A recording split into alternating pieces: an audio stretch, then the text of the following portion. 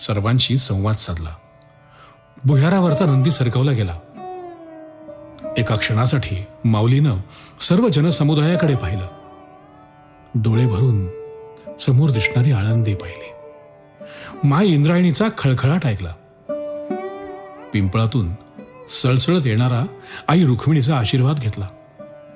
ओक्साबोक्षी रडणाऱ्या मुक्तेच्या डोक्यावर हात ठेवला. सोपानाला कुशीत घेतलं. नामदेवाची विणा कपाळी लावली. गोरोबा चोखोबांचा आशीर्वाद घेतला. भुयाराच्या तोंडाशी सावळ परब्रह्म आणि निवृत्ती उभे होते.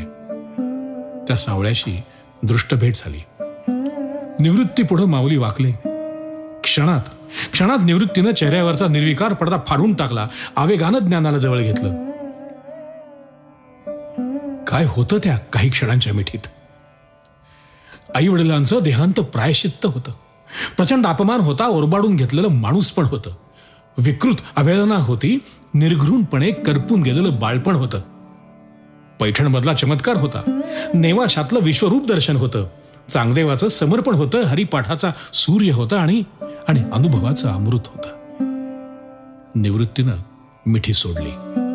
ज्ञानानं डोळ्यानंच त्या भुयारात उतरण्यासाठी कौल मागितला. श्रीहरी आणि निवृत्ती ज्ञानाला घेऊन त्या भुयारात उतरले. संपूर्ण आळंदीत दुःखाचा डोंब उसळला. वेदनांचं संबळ वाजू लागलं. शिळा सरकवली. माऊली अस्पष्ट होऊन धूसर होत गेले.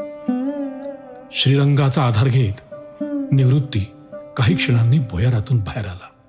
त्याच्या हुंक्यातून काही शब्द बाहेर पडले. माय बाप आम्हा त्यागी येले जेव्हा, ऐसे दुःख तेव्हा झाले नाही. ज्ञाना आपल्यात नाहीये. ज्ञाना असणार आहे. ज्ञाना कायम असणार आहे. जोवर मी श्वास घेतोय ना तोवर तो माझ्यातच असणार आहे. अजरामरे ज्ञाना. तो गुरु आहे, तो सखा आहे, तो ध्यास आहे, श्वास आहे. तो त्याच्या ओवेतून असेल, त्याच्या अभंगातून असेल, हरिपाठातून असेल. ज्ञाना सर्वत्र आहे. ओम नमो ज्ञानेश्वराय म्हणायचा अवकाश तो प्रकटतोच.